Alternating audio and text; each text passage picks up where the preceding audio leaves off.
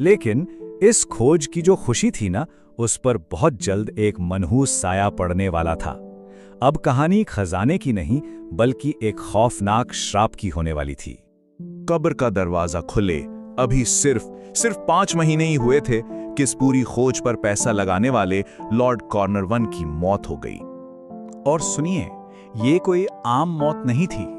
कहने को तो मौत की वजह एक मामूली सा इन्फेक्शन था, लेकिन जो हुआ वो मामूली नहीं था। कहते हैं जिस लम्हे लॉर्ड कार्नावान ने आखिरी सांस ली, ठीक उसी पल काहिरा शहर की सारी लाइटें गुल हो गईं। और इतना ही नहीं, उसी वक्त हजारों मील दूर इंग्लैंड में बैठे उनके पालतू कुत्ते ने भी दम तोड़ दिया। अब इसे महज एक इत्तेफाक कहेंगे या कुछ और? बस फिर क्या था, जैसे ही ये खबर बाहर आई, दुनिया भर के अखबारों की सुर्खियां एक ही चीज से भरी थी, फिरौन का श्राप। एक डर, एक दहशत फैल गई कि जो कोई भी फिरौन की सदियों की नींद को तोड़ेगा, उसे मौत ही मिलेगी।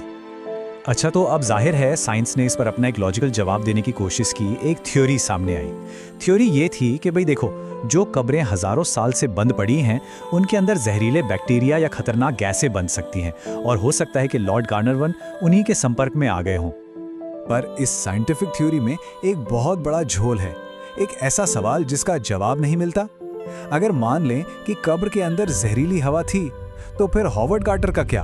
अरे वो तो वो पहला शख्स था जिसने उस कब्र में सांस ली थी, और वो तो इस खोज के बाद पूरे 17 साल और जिए, उन्हें तो कुछ नहीं हुआ। तो सवाल फिर वहीं आकर अटक जाता है। अगर ये वाकई कोई श्राप था, तो फिर कार्टर को क्यों छोड़ दिया गया, उसे क्यों बख्श दिया? तो देखिए, एक तरफ श्राप के पहेली है जो सुलझने का नाम नहीं लेती, और दूसरी तरफ एक और गहरा राज है जो आज तक राज ही है, और वो है खुद टुटनखामुन की मौत का सच।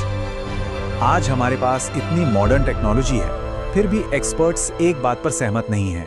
कुछ कहते हैं कि उसकी हड्डियों पर जो चोट के निशान हैं, वो साफ साफ बताते हैं कि उसका मर्डर हुआ था।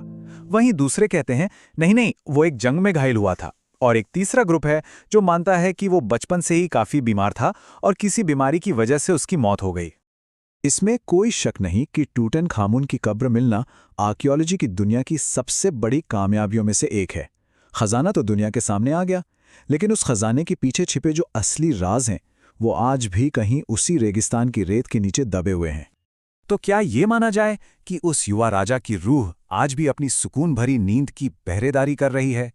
ये एक ऐसा सवाल है जिसका जवाब शायद हमें कभी नहीं मिलेगा, और शायद यही चीज इस कहानी को हमेशा हमेशा के लिए जिंदा रखती है।